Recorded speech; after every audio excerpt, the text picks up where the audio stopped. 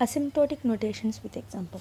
Asymptotic notations are mathematical notations which helps in describing the running time of an algorithm, and it will be represented in a particular input towards a particular value or a limiting value. So there are mainly three asymptotic notations, that are big O notation, omega notation, and theta notation.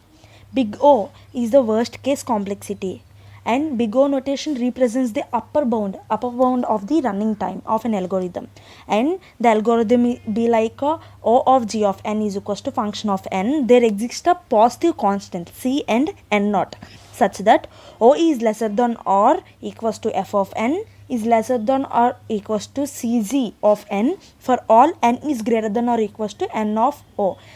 So simply it is function of n is equals to O of g of n.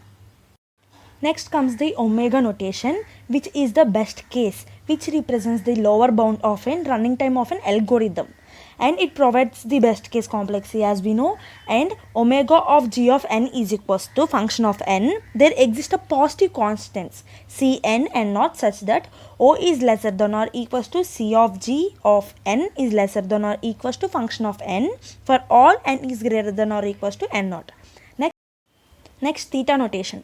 It encloses the function from above and below, and it represents the upper and lower bound of a running time of an algorithm, and it analyzes the average case complexity of an algorithm.